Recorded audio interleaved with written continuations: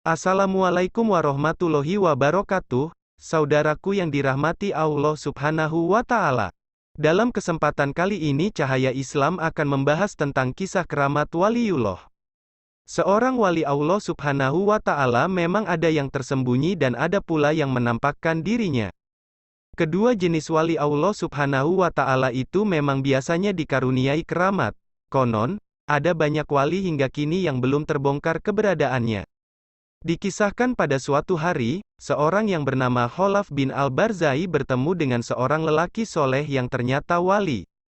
Kisah ini sebagaimana yang terdapat dalam kitab Uyun Al-Hikayat karya Ibnu Al-Jauzi. Lelaki soleh tersebut mempunyai cacat secara fisik, ia adalah orang yang tunanetra, tidak memiliki tangan dan kaki.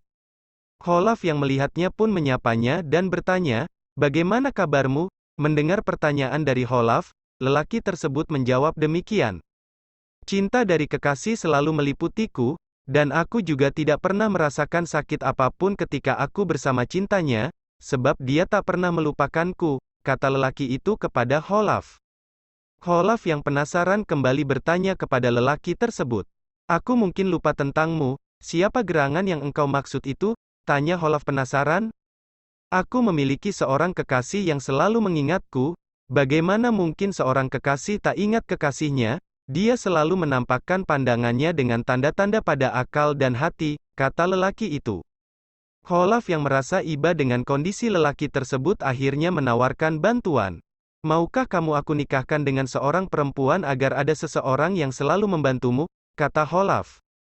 Mendapat tawaran dari Khalaf, lelaki tersebut bukannya menjawab malah menangis dan mengarahkan pandangannya ke atas sambil berseru, "Duhai kekasih hatiku," ucap lelaki itu. Seketika, lelaki tersebut langsung jatuh pingsan, Khalaf pun dibuat terkejut olehnya. Setelah lelaki itu sadar, Khalaf yang penasaran tentang apa yang telah dikatakan sesaat sebelum pingsan pun bertanya, "Apa yang kamu katakan barusan?" tanya Khalaf. Mendapat pertanyaan dari Khalaf, lelaki soleh itu kembali tidak menjawab. Ia justru bertanya penuh keheranan tentang tawaran menikah yang sebelumnya ditawarkan kepadanya. "Bagaimana mungkin engkau akan menikahkanku? Aku ini kan pemilik dan pengantinnya dunia. Aku memiliki sebuah hal," tutur lelaki itu. Mendengar jawaban tersebut Khalaf pun kaget dan berkata kepadanya, "Apa yang kamu miliki? Tangan dan kaki pun kamu tak punya. Kamu juga buta, makan saja kamu seperti makannya binatang," kata Khalaf. Akhirnya lelaki tersebut menjelaskan kepada Khalaf bahwa dirinya ridho dengan apapun yang diberikan dan ditakdirkan oleh kekasihnya, yaitu Allah Subhanahu wa Ta'ala. Ia juga selalu berzikir kepada Allah Subhanahu wa Ta'ala dengan lisannya, namun tidak lama kemudian, lelaki wali Allah tersebut meninggal dunia.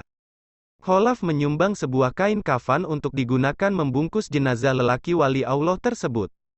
Karena terlalu panjang, kain kafan itu akhirnya dipotong oleh Khalaf, hingga pada suatu malam, setelah pemakaman jenazah lelaki tersebut Khalaf bermimpi.